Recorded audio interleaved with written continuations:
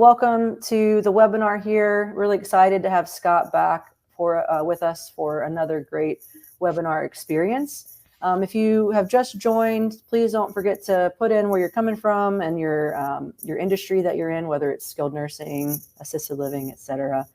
But we're really excited to have you here. And then again, just to reiterate, for the CE credit, if that's what you're here for, you will get 1 CE credit for joining us today, and those are going to be issued through NAB. If you have any questions, you can email us at the address here, ce@accushield.com. And lastly, we will send a copy of the slides and the recording of the webinar following the event, so keep an eye out for that. But yeah, let's just go ahead and get into it. So again, thanks for joining us. My name is Liz Butler, and I am part of the product team here at AccuShield.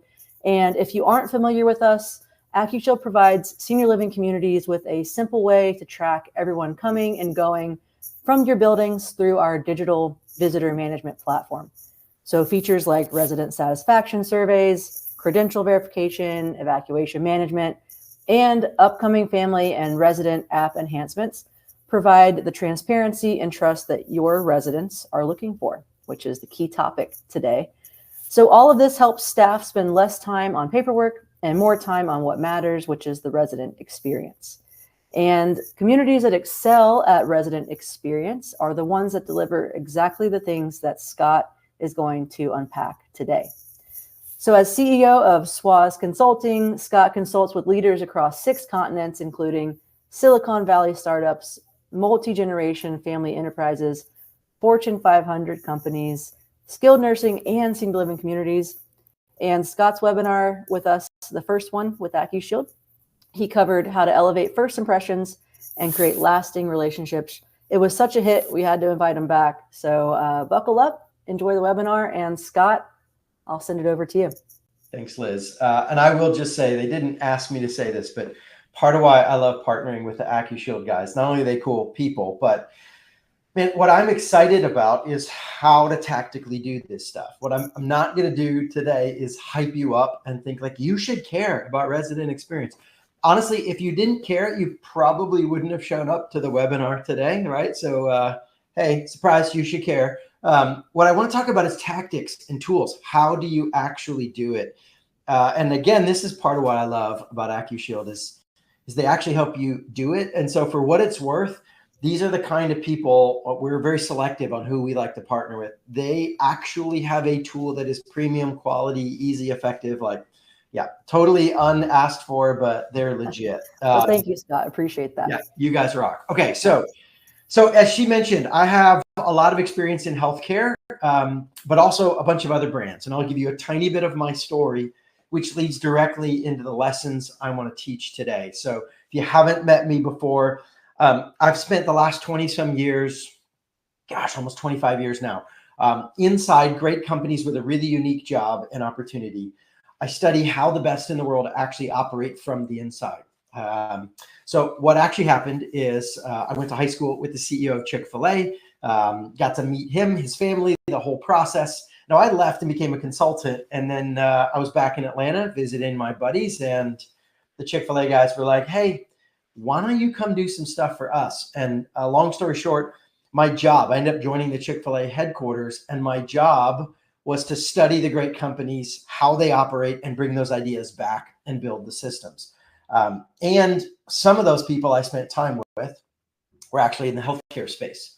Talk about complex operations, technical, repetitive work. I mean, there's a lot of overlap in some of the processes, but it got even more because, long story short, I wrote a couple books and had people ask me to speak on the side. And at some point I felt like there was an opportunity. I needed to go help some people outside Chick-fil-A. So I left to build my own firm. And the first client to sign me was Chick-fil-A. But the first opportunity that got me to leave, when I said I was leaving, Chick-fil-A said, great, but we got to lock you down first. So I get to keep working with them. But the first opportunity was actually an innovation grant with CMS on long-term care for residents. Everything from rehab to assisted living to hospice, like the whole long-term care world. What do you do after acute and the follow-up and all that process. And so I spent 3 years helping them build that out. And that put me in touch with a huge range of folks. This is my world, is how do you actually get the people, your staff, your teams to deliver a great patient experience? What does that look like? So I'm not a physician. Let me be clear on what I don't do. I'm not qualified to tell you which practices are the best, like go with your physician's advice and all that stuff. However, let's say you know that. How do you actually deliver it? How do you get your team involved? How do you build the excellence, the culture, the systems, the process? Again, not hype. How do you actually do it? That's my jam. And so, again, took a lot of the lessons from these brands, including some of the best healthcare companies in America, and have integrated that into systems and tools that actually make this work. And that's what I want to walk through, is how do we do this? So there's, in this engine, I love this engine metaphor, the resident experience engine. There are 4 engine parts. And the first engine part I want to talk about, if you want a great resident experience, before you jump in with any cool ideas, products, topics, any of that stuff, seek the voice of the resident. You might have seen a poll pop up about this. And so if you haven't already, kind of dig into this and kind of talk, hey, how do we do this? Seek the voice of the resident. The first thing that we get into when we start talking about this is, do you actually hear them? Being heard is so close to being loved that most people cannot tell the difference. Forget all the other tactics and tools. Do they feel heard by you? And so we've got to tune in. And I think a key word for me in this is seek. It's not be open to, not be willing to. It's we proactively, intentionally, deliberately, systematically pursue getting the voice of our residents. Do we actually understand them? See, the question your residents are asking before everything else is, do you hear me? Do you hear me? If you want them to have a great experience, the first thing you do is listen. Now, why? There's a whole ton that goes into this process. But I'm about to give you tactics, tools, ideas, recommendations. There's 4 parts. The other 3 parts are real specific things with ideas. But I want you to say, everything else I'm about to say gets trumped by what your residents tell you. I'm going to show you an example for a really cool party that's a time travel experience. If your residents tell you they don't want a time travel party, don't do my cool idea, no matter how excited you and I get about it. This is the first and most critical thing.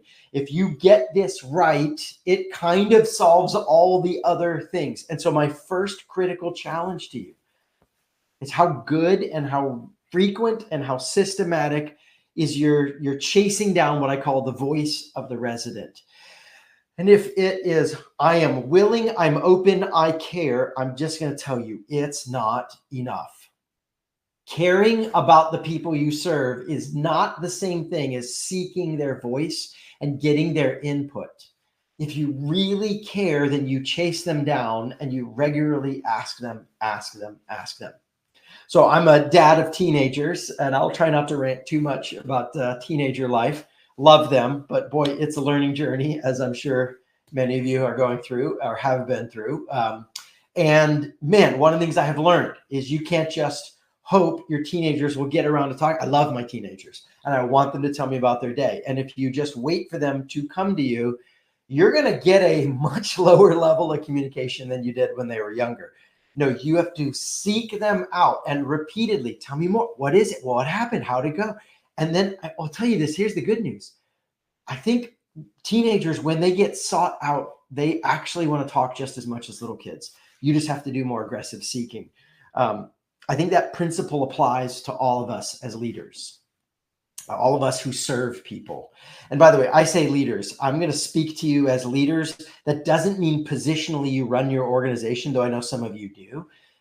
You are in a position of influence where you have a chance to impact and make a difference. And I think all of us who serve these people, these men and women, these residents, all of us have the chance to be that role, whether we are the official top boss or not. So seek out their voice. Okay, again, but how? How do you do it? Well, let me give you tactics.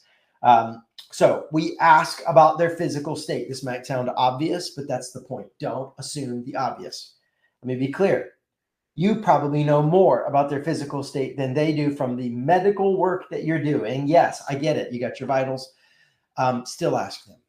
They still want to. This is actually one of the things we learned. It can be dehumanizing for someone to take all the results and then tell you how your body is, and not ever ask you, how do you think, what impact you're getting? And so I know this is basic. I know you guys are doing it. This isn't a new idea. Some of what I'm going to say today falls under the category of people need to be reminded more than they need to be instructed.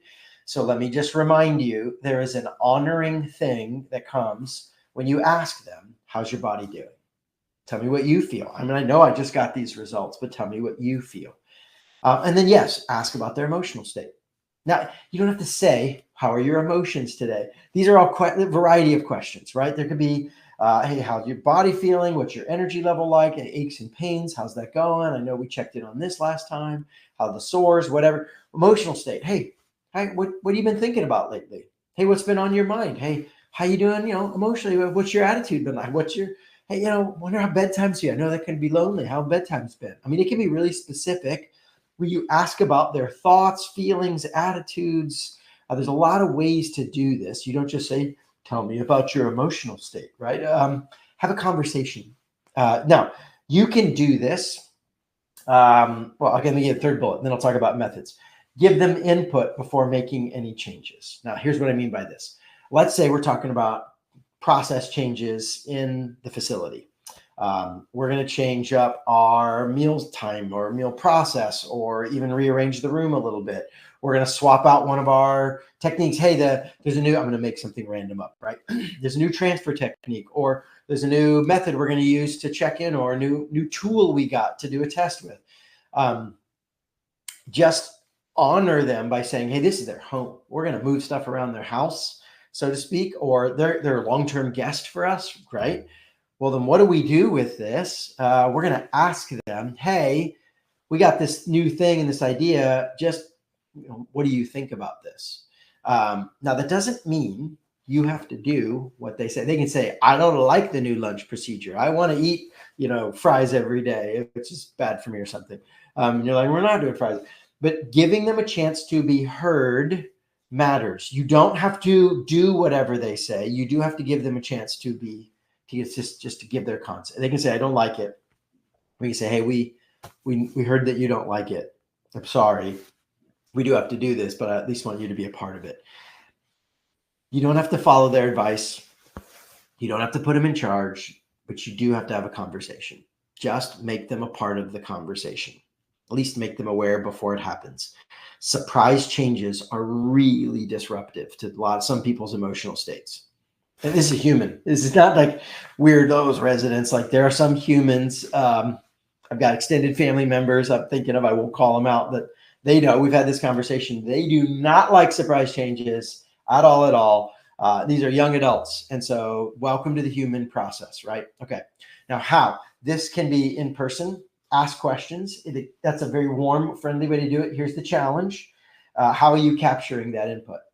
If you do want to do this primarily through having your service folks, your nurses, your CNAs, your whatever, your orderlies, your whatever the team is that's serving them, the kitchen folks, then you have to have a way for those, you have to follow up and give a way for your staff to write down or somehow mark down what responses they got.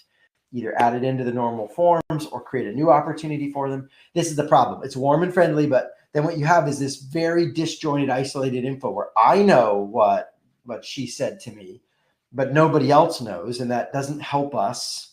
That makes her feel nice, but it doesn't integrate into the rest of the stuff. And so we never integrate it. So good. The other option is do really simple, short surveys. I mean, like 2 to 3, 4 questions at most.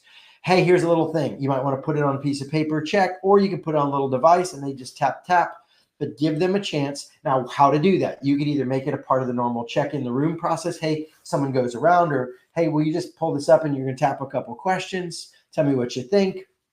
Or you can put it in like lunchroom, snack area, break areas. Hey, there's a little stand. Just go over there and tap it a bit. There's a bunch of ways to do it, but like every month, You can do a different set of questions. You can do it every week if you want, but at least once a month, I'd recommend just a few questions where you just ask, what's going on? How you doing? What about this? What about that? Give them a chance to weigh in on things. And it is not a one-time thing. This isn't the annual, we're going to check in on our residents. Frequent small touches make a massive difference. Again, if you just get this right, everything else will get better. More specific, more often, more specific, more honest, just engagement back and forth, and everything gets better. I know this is so obvious. I know some of you are already doing this, I hope. But man, let me just challenge you, take it one step up in terms of intentionality and systematic level. The more you do this, the better this thing works. So do you hear me? Seek the voice of the resident. The pulse surveys. I started talking about this. Let me get more specific, right? 2 to 4 questions. I call this a pulse survey because it's instead of a one-time hit, it's the steady pulse of surveys. Make sure that you not only ask briefly, you reply and let everybody know, hey, here were the results of the survey. It could be a group reply. Here's like a pie chart of the answers, or here's 1 or 2 big themes that came out of it. But it could also be that you go back to individuals and say, hey, I saw your individual comment, depending on the survey method. Hey, let me tell you, I went and talked to them, or I appreciate this. Or again, if you're in person, definitely have a conversation about how they're feeling. Don't just note down. Make this dialogue. Even if it's digital, do a digital reply. In terms like put it up on the screens, right? Hey, here's last month's results or what we got this week. And so there's a lot of ways to do that. But make sure that it's a true dialogue. And then bonus, for those of you who are running the shift or even the organization, man, this is a phenomenal leadership development. Who's going to come up with the questions and who's going to do this? And I don't know about you, I got plenty of work to do. I already got a full-time job, right? Yeah. So take one of your rising rock stars. Jessica's awesome, right? Diego's our new guy. He's awesome. We're going to put him in charge of this. Jessica, we got a special opportunity for you for the next 6 months. I want you to run this deal. Here's some questions. Make sure it's working. Check in on everybody. This is a really cool way to get a new leader or someone who you think has leadership potential even to step to the next level. Don't assume top boss, you have to do all the work. Maybe the key thing you do is hand this work to someone else and give them a chance to grow and learn in the process. So I also just want to say this, no matter how digital you get, there is tremendous power in live observation. No matter how profound and cool and technical our tools get, there's something about you getting in the field, you getting on the floor, you getting in the rooms and talking to the residents. And I'm especially pointing fingers at the top bosses. The higher up you go in your career, the bigger your organization gets, the more intentional you have to be to get down on the field, get in the front lines, and actually have direct interaction with the people that you serve. There's simply no replacing direct engagement with the people that you serve. There's just stuff you're going to get in live observation. Some of it is your nuance, your insight, just kind of, you're going to catch stuff they won't. But some of it is that they don't know how to tell you. The customers are really good at describing their frustrations, and they're really bad at coming up with solutions. This is just how people work. So I'm going to tell you a little bit of the story of this picture. So one of our clients was adjacent to healthcare. We worked with a lot of healthcare, but also people in that next step over. And this was an AI software, big system software that helps physicians with their people kind of doing the care. And so we have data, all this software and data and cool stuff, and they track. This was not AccuShield, by the way, another company. This is probably 10 years ago now. So they track all this data and chart usage and cool stuff. And then we said, okay, when's the last time you showed up and did live observation to see your stuff at work? And the company said, we've never done that. Like, we don't know if we need to. We got all this cool information. I'm like, great. Well, what if we tried anyway? Like, are you okay if we do some visits and see if we learn anything? So I don't know if you look at this picture, if you see anything interesting, where's the software? We're doing a software evaluation. And here's one of the things we found. a substantial minority of the physicians were not using the software. They would take pen and paper notes and then go back and have a physician's assistant or nurse enter this into the system later, which meant they sometimes missed a detail or didn't use some of the features in the software, let alone bad handwriting, transcription problems, right? And so like, why? What happened? And it's because the software was sitting in the corner. When we asked the customers, what do you want? They said, we want faster load times and more, feature here and add this button there and all sorts of cool stuff. What they couldn't tell us, because they didn't think about it, was that there wasn't a new feature. They needed the software to get onto a tablet so they could get up, move around. You can see there's wonky stuff like in this patient scenario. The husband in this scenario is kind of sitting in a wonky, you see his shoulder turn, like that's not a natural posture. The physician, it's all about eye contact. Ironically, it was the best physicians who were doing the software the least because they wanted the most of all to get in there, make face-to-face contact, get up and move around. Computers were stuck in the back corner. Now, more and more, you might have seen this, physicians' offices now have these monitor pads that can kind of pull out on these big swivel arms so they can move around a little bit. But back then, they had to go to tablet. It revolutionized it. This company is now number one in its category.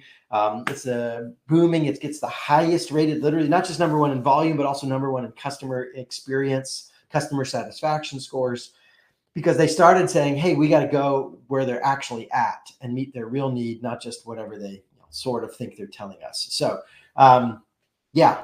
this is an example of stuff you get out of live observation that wasn't in the official data, but you just find it when you get in the field. Even if you have all sorts of cool facts and figures, get out of your office, walk the floor. We never outgrow personal connections. I know it's not your main job. I know you have lots of other things to do. I'm telling you, in the long run, it's just worth it. So, number one, seek the resident voice, the voice of the resident. If you're actually trying to serve them and give them a great experience, step one, go ask them what experience they want. Don't assume. No matter how smart you are, no matter how much data you have, ask them, get on the floor, make that happen. Everything else follows. Okay, so let's say you're doing that. Like, Scott, I got this. We're doing this stuff. It's really cool. What do I do next? Where do we go? Well, number two, before we get to the fancy stuff, you have to deliver consistent care. Consistent care is the key. See, the question they're asking is, can I trust you? Can I trust you? And trust is the first and critical foundation for all the rest of the relationship. Can I trust you? Now, I'm aware consistent care has the connotations, right, is often used for a specific way of, in some of these long-term skilled nursing facilities, assisted living, et cetera, to have the same person again and again. I am generally a fan of that, yes, but I don't want to limit it to that idea alone, where it's just, I don't just want the same person on a regular basis. Man, I want the same exact kind of processes. There's value in the routine. There's value in the basics, the specifics, the fundamentals. And can we deliver higher level of consistency? And I don't have to tell you, this is one of the challenges in our space. The work's hard, the work's nuanced, the work's complicated, and our staff turnover is high. Like, welcome to the business, right? Welcome to the industry. Welcome to the challenge, dang it. How do you get this consistent? That's not easy. Sure, just say it, Scott. Like, make it all precise, consistent, and effective. Every time we deliver the same thing. Like, how do you do this? Well, again, I'm not here to motivate you. I'm here to give you tools. And let me tell you what you don't do. You don't do this through motivational speeches. Sorry. Deming, he's the father of lean manufacturing systems thinking, excellence. He's the guru of excellence, consistency in many industries. And here's what he says. Every system is perfectly designed to get the results it gets. Dang it.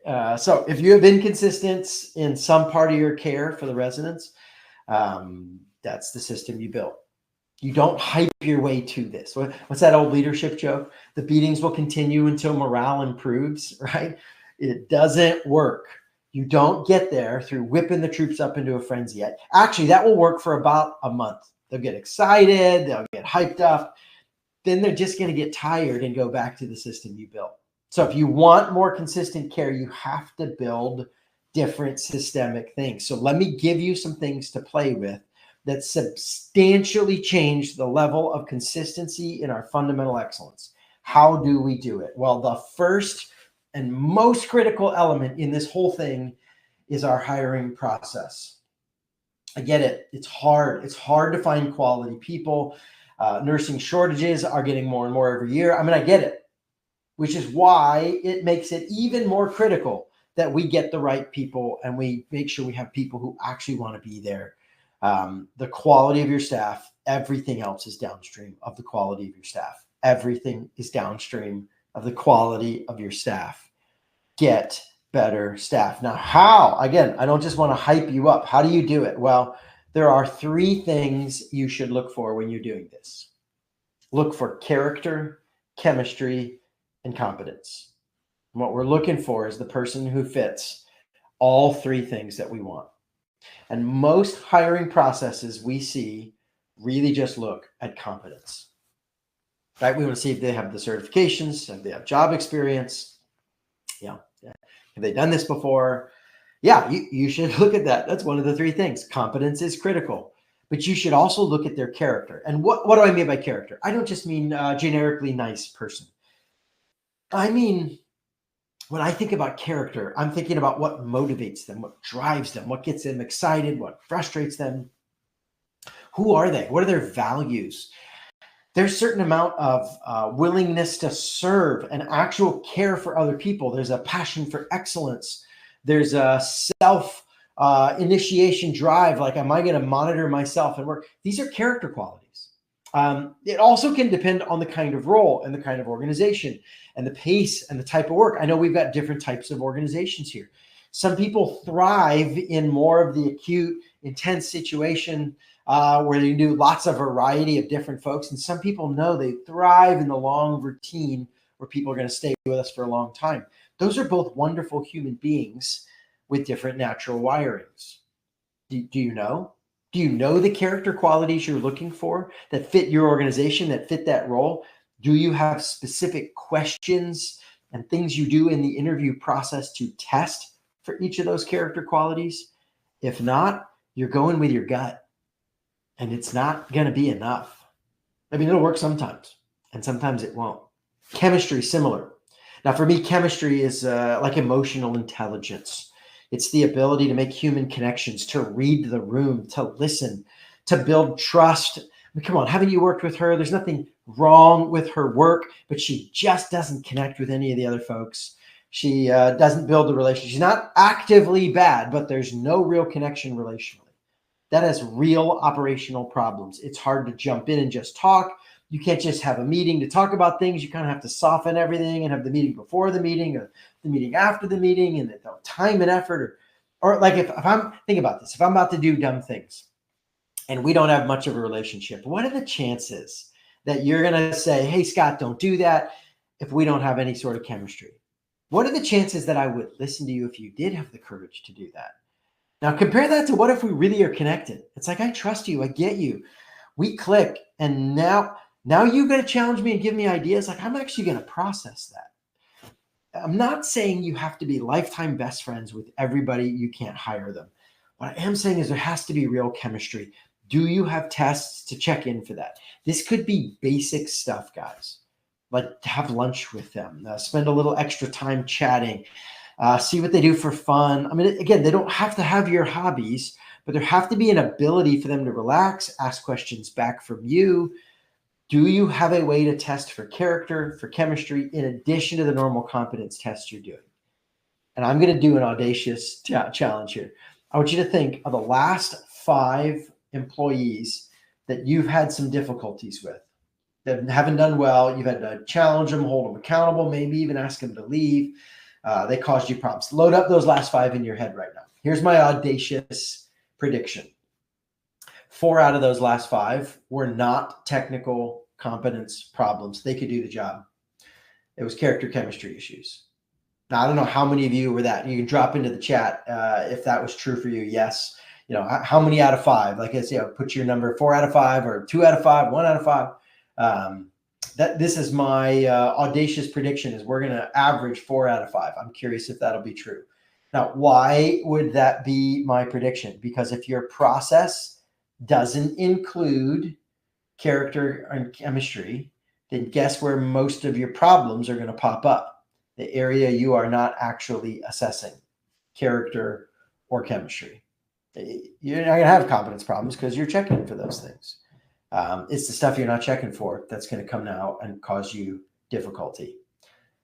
Listen, if you ask me to pick between the best management system in the world and the best people, I'd pick the best people. Forget everything else in my presentation. I'd just get the best people. Now, of course, what I really want is both. But man, if you've got rock stars and you don't give them tools, they'll make up their own tools and figure it out.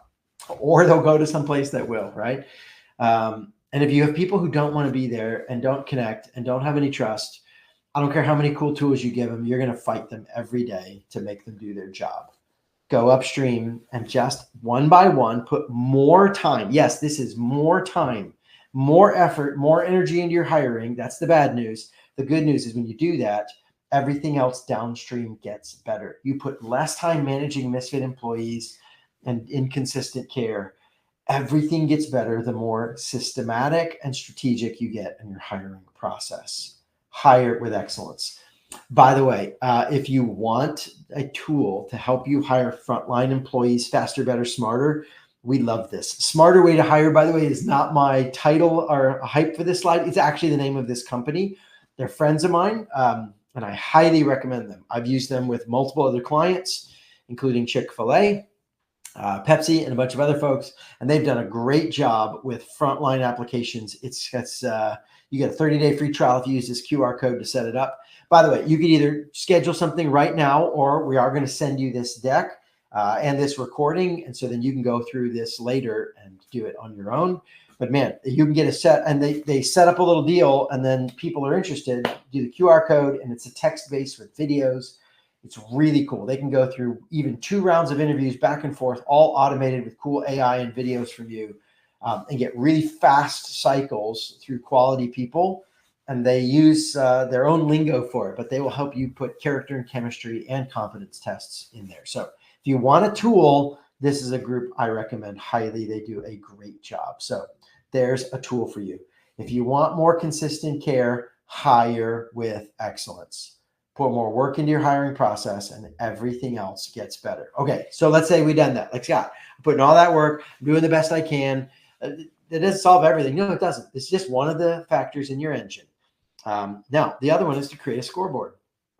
Dan, humans love keeping score, but that assumes we're all pointed in the same direction, chasing this stuff down. Have you created clarity on what consistent care looks like? Do they even know, here's the 4 things I want to do, and how you doing on all 4 of those things? How's our floor doing? How's this shift doing? You can set up teams and groups and have some fun with it, because you don't just create a scoreboard, then you share it. Some of you have these scores. You're like, Scott, we track it. I got it. And you're the leader. And it's like, okay, so my son's in soccer. It'll be like the coaches ever tear down the scoreboard. Maybe he plays basketball as well. Better example of that, because there's lots of little touches. Soccer, there's fewer goals, right? But basketball, lots of scoring, back and forth, back and forth. And only the coaches know, right? They have their phone out, they have an app, they can track it, and the players have no idea what's going on, who's winning. And they're like, no, you just keep playing. We'll tell you at the end of the game if you won or not, right? How you're doing on the score. Or maybe some of us share our score so few, it's like, I'll tell you at the end of the season whether you won or not. Guys, this is one of the fundamental drivers of humans. We love scorekeeping. Leaders, don't just get a score, put it in your pocket, and like, oh, pat yourself on the back or get frustrated. Put it in front of your team. You might be surprised at what level of motivation, engagement, and excitement you get out of your team if they just had a number in front of them to chase. It is a human instinct to want to get better scores. So create a clear scorecard. Here's the scoreboard on what winning looks like, and then just put those numbers in front of your team. Maybe don't post them in the hallway, for the public at large, but find a way in a break room or in staff meetings or some other situation where the team can say, hey, here's how you're doing. Here's how you're doing. Here's how you do it. The more frequently you can give them a score to look at, the more motivating the score becomes as a natural process of motivating behavior.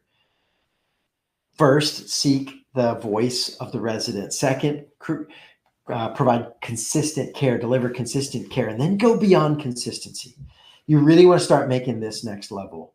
Offer proactive care. Now, this is important. The question they're asking is not just, hey, can I trust you? But do you care about me? Like me as a person? Or am I just another process here for you? Because occasionally you can get so good at consistent care, you miss this. Now, this is the thing. Consistent care is all day, every day. We just consistently hit our marks and do the basics with excellence. Proactive care doesn't have to be all day, every day.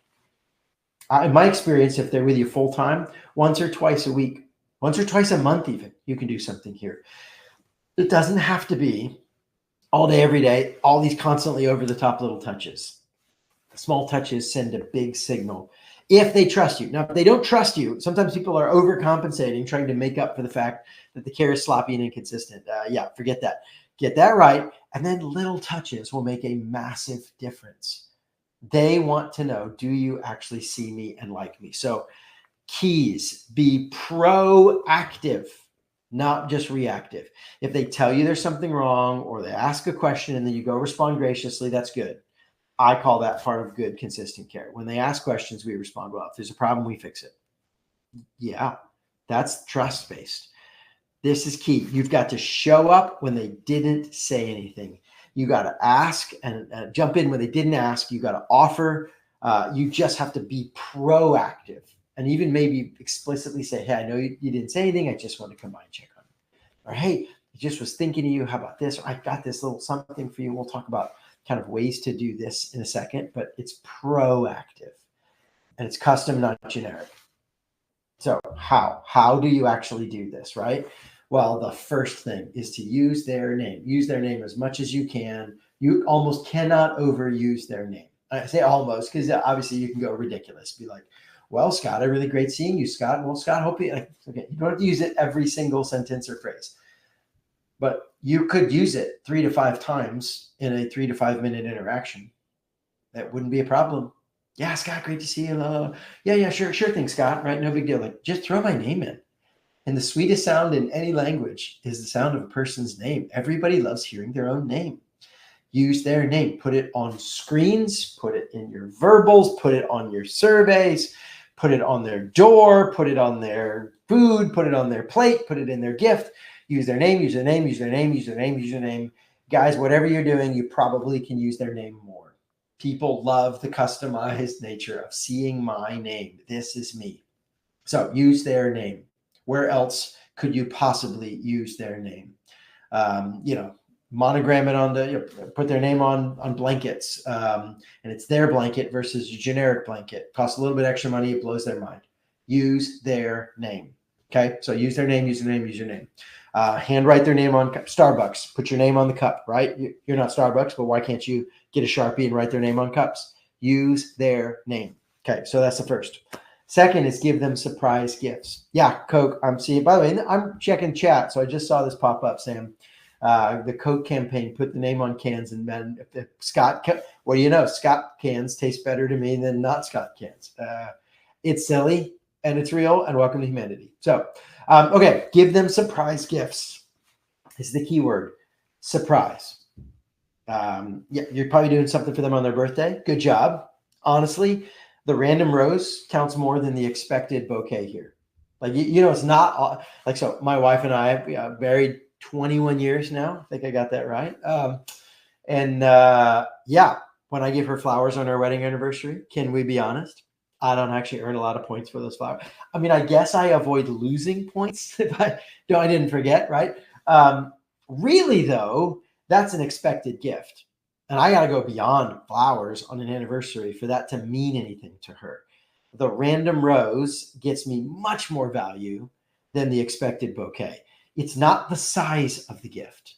It's the surprise personalized piece. So little tiny things like a bonus piece of chocolate or a piece of fruit or whatever's appropriate, right? A bonus little stupid toy, a slinky for them to just fiddle with in their hands. I mean, it's a plastic slinky that might have cost 47 cents. the fact that you were thinking of them. Now, the more personal it can get, so it's not a generic gift, like something they're going on, if they're into a sports team, a fun little hat with their sports team's logo. That's them, not anyone's team, their team, right? Something that's specific to them. Don't just give them chocolate. Know if they like milk or dark, right? I don't know how it is in your house. That's a big debate in my house. Which one is the better version? Don't just give them generic. Say, oh, I know you're into super dark chocolate. Here's your jam, right? Find something specific. Little gifts once in a blue moon. Actually, once in a blue moon can be once a month, once a quarter. Like, these don't have to be big deals. Small surprise gifts blow their mind. By the way, Christy, I am with you on dark chocolate. For those of you who want to know the correct answer to that impromptu poll, the best chocolate is dark chocolate. I know. And then there's the white chocolate, folks, which is like coming out of left field. I know you exist, but yeah, that's a whole other webinar. We aren't getting into that one. So, okay. Then listen, don't overcomplicate this. Write them a note. Humans are always going to want to get a note. And the more digital our world gets, the more valuable handwritten notes are. Just write them a note. And if you don't know what to say, if you don't have something specific, maybe they're not, especially verbal even these days, or they haven't had a lot of new things to offer, then you just say, hey, I was thinking of you today and I hope you're doing well. That can be the whole note. Don't underestimate the power of just sending them a note. Now, maybe it's a little 3x5 card. Maybe it's a digital message. Some of you have patients that kind of come in and out. They're doing rehab more. They're not there the whole time. Send them a text. Yes, a handwritten note is better than the text, but a text is not bad. Don't despise a digital note just because handwritten note is awesome. Yeah, I got a comment from Joseph that people will save this note, and it's true. If you really put some heart and thought into these, some of these notes last, and people hang on to them for a long time. So don't overcomplicate this. Write them a note to say you care, and it could blow their mind. Then I want to just tap this one bonus cool opportunity that we often forget. We tend to think, how much can we care for them? We care for them. We care for them. Don't forget, a lot of you have residents in community. Create opportunities to connect with each other. So let me just say this. You can get residents to send gifts to residents. Create community between each other. You can send a gift. Do you know what else matters? Give your residents a chance, maybe on your budget or something, like, hey, pick out a piece of chocolate and send it over. Residents, why don't you write a note? Here's some cards. Do you want to write a note to any of your fellow residents? And they can send it to each other. They can go do visits and offer, hey, do little hangouts and create connection. The more we create community in our residents, the more valuable this is. And in fact, as cool as you are, I think resident community trumps anything the staff can do for each other. So yeah, staff, show up, do all the stuff I'm saying. But oh man, you want to go crazy, awesome, create real community. Now, what the smacks community, you ask? I'm glad you asked, because community is this beautiful buzzword that we're like, oh, community, yeah. And I could stop there. We'd all nod our heads. They're like, well, how do you do that? Just hope they like each other. No, we defined community, did this back for clients. And it not only resonated with me, but this became a tactical list. And you're going to see line by line, we can do these things. We can schedule, track, monitor, and make this thing happen. So here is my definition of community. Community is a place where we know and are known, serve and are served, love and are loved, challenge and are challenged, and celebrate and mourn together. Okay, now think about this. You can just do this. You can create opportunities to make them help know each other more, to get known more and know more about what's going on.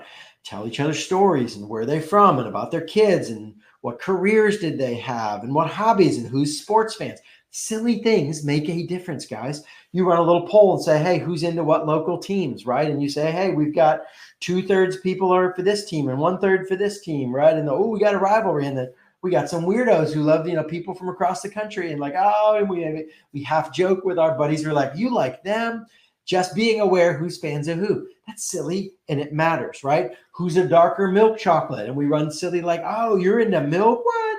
Just being known that people are into that kind of stuff makes them feel more bonded together. You can constantly be running stuff. You can do hypotheticals like, okay, if you guys could pick either one of these two, exotic animals as a pet, which would you pick? And then you run a poll. I mean, just have some fun stuff. And now you get to deeper stuff. We're going to talk about more later. But like, tell me your story. I mean, who was a vet and served, and any lesson experiences you want to share? Who's been through this kind of stuff, life problems, or deep things can come out of this. But maybe you can just start with fun stuff. Now, serve and our serve. Don't assume that we're the only ones that can help. Give them opportunities to serve each other. That might be simple stuff. I know they can't do the medical care, right? But there's a lot of ways we can help each other out. Hey, we're just going to show up and help somebody move into a room, or they can help each other set up parties and be involved. Or practical specific needs. I got a family situation. Does anyone know about this kind of stuff? And they can give you advice. Just because they may not have some expertise in one area doesn't mean they don't have it in others. So make opportunities. This could be like putting bulletin boards or giving them opportunities to say, hey, I've got expertise to share, or I've got questions to ask, and just create opportunities for them to help each other. Love and our love. That feels squishy, right? But my favorite tool for this is the 5 Love Languages by Dr. Gary Chapman. He wrote a book on this. Now, he originally wrote it for marriages, and then he had a whole bunch of different versions. But he said there are 5 ways humans express and receive love and affection. I'm going to spell them out for you. And you see, every one of these can be just tactical. We can just schedule this. You got words of affirmation, quality time, doing acts of service for each other, right? Little overlap with the other one, giving gifts, and then physical touch. So you can schedule this kind of stuff. Yeah, maybe be a little careful on the physical touch scheduling, right? We don't have to have mandatory lap sitting. It could be a little awkward. Don't recommend that.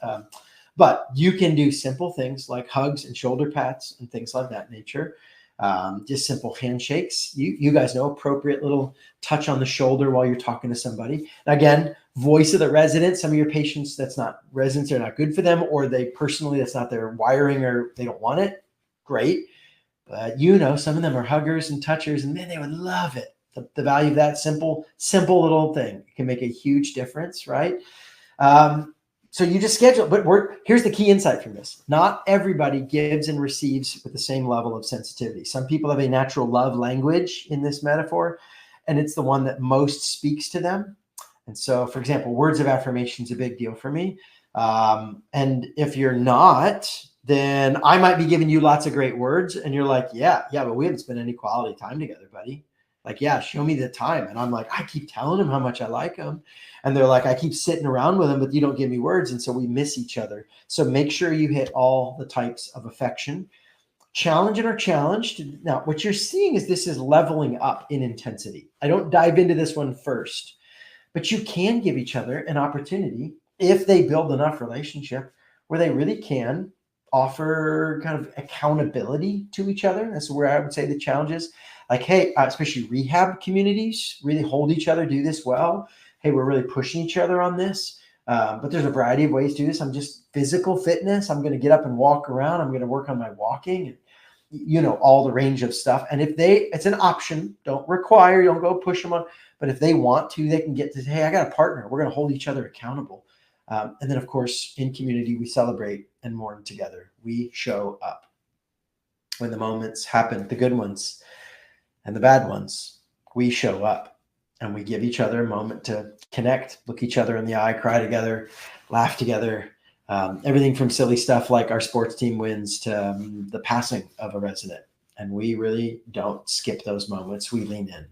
Guys, that's community. And you can build a tactic around this. Don't just hope we're going to do it. Help them do it for each other. And this might be more powerful than all the other stuff. But I want to give you one last crazy challenge. Now hear me on this. Don't tolerate your exceptional employees. What I mean is you're thinking about like this wonderful, personal, proactive, custom touch. You've probably got somebody on your staff, maybe one or two, that you're like, oh, she's amazing. Like Donna's awesome, and Donna does all this stuff, and wish we had more Donnas. Does Donna have a sister? How do we get more Donna? And I don't tolerate that.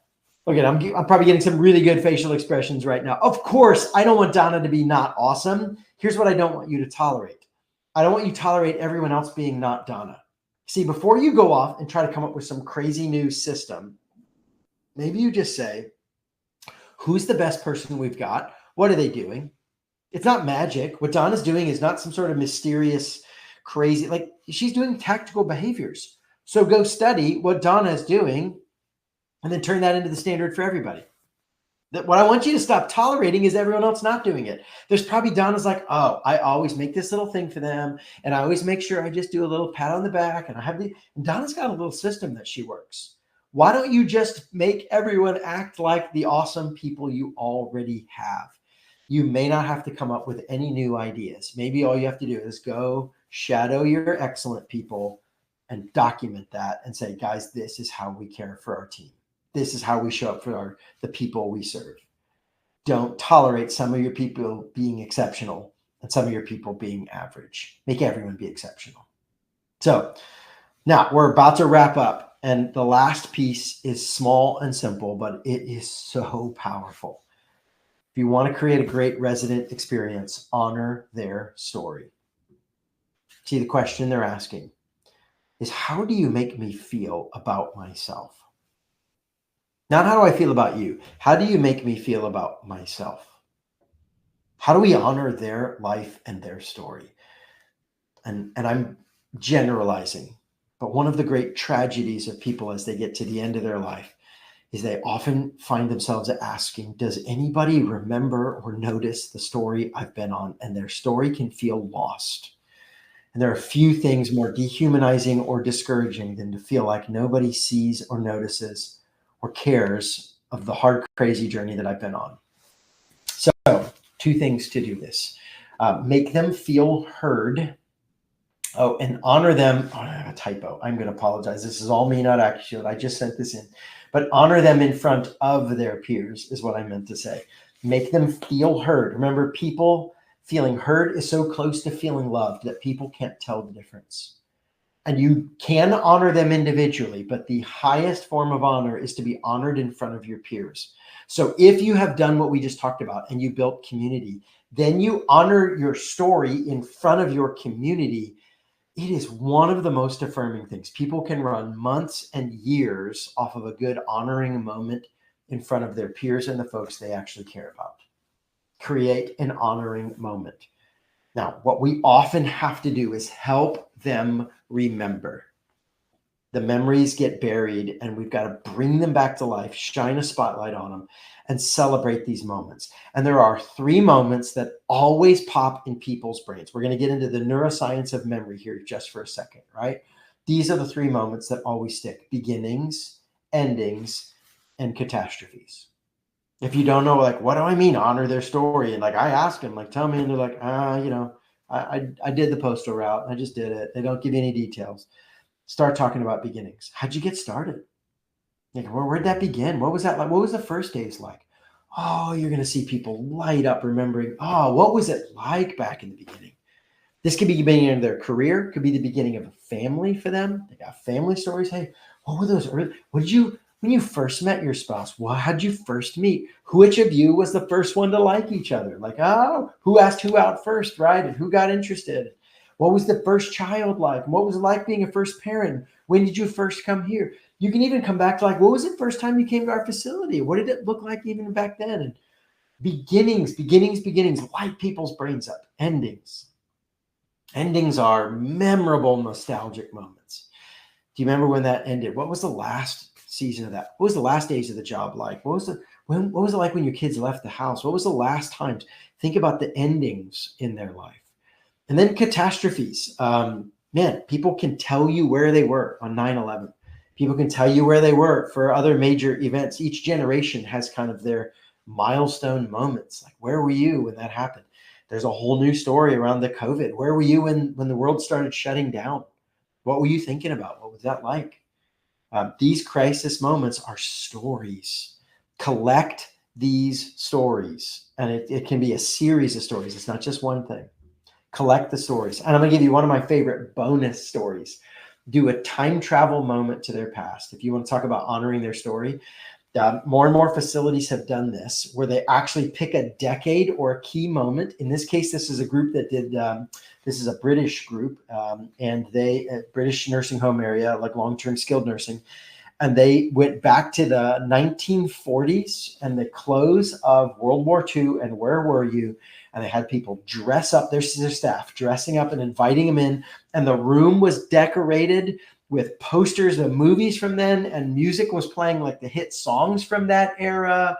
And it was like product advertisements. You can go look this up online, and you can pick an era, pick a moment, pick a season, and go back to that moment in time. And then the residents can even dress up if you want. If not, they don't have clothes, that's fine. You know what was interesting when they did this? It's been done by lots of facilities.